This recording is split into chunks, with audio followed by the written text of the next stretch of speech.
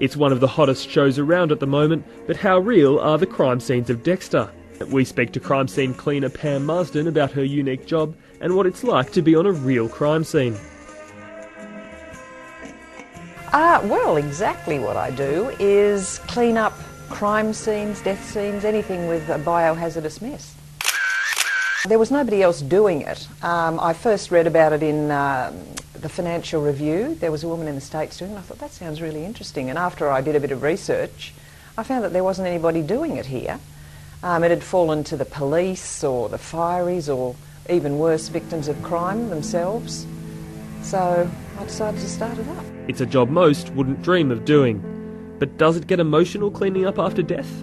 Well, only if you let it. I mean, that's where the nursing comes in. I mean, if you don't control your emotions, I mean, you're going to be a mess yourself. So, you know, you don't view it. I don't know the people. So therefore, you know, it's a mess and it has to be cleaned up. And it certainly isn't clean work. There's probably no average. It just depends on the extent of the problem. I mean, sometimes it's taken 16 hours to clean something. How you clean them, well, it depends on what it is. Like if it's hard surfaces, you can clean that. If it's soft furnishings and fabrics and things, carpet, you can't clean that. Not if there's any quantity of biohazardous substances on them. Sometimes if the police haven't found something and they consider that it might still be at the scene, bear in mind that the scene's probably, you know, full of blood and pots and things, so it's easy not to be able to see a little tiny razor blade or a bullet or something. So sometimes we're asked just to, you know, keep an eye out for it. Now, can you take us through a bit of what you might wear? Right. Well, obviously the gloves, and then you have to protect yourself. So we wear a full suit with a hood, and then we wear the protective boots. And if we need to, there's masks as well, and goggles to protect your eyes.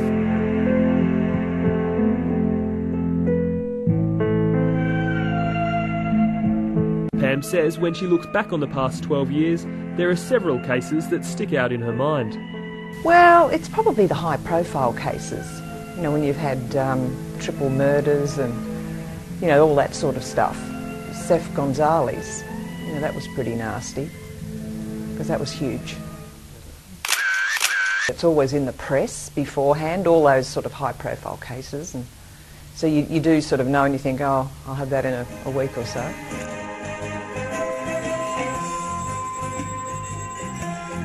And the question we came here to ask Pam, how realistic are those TV crime scenes? Well, to tell you the truth, I don't watch most of them because they're just out of here. But Dexter, I really like Dexter. It's fantastic, and it's so believable and so realistic. Dexter Season 2 is out now on DVD. Tim Artlett for the Daily Telegraph.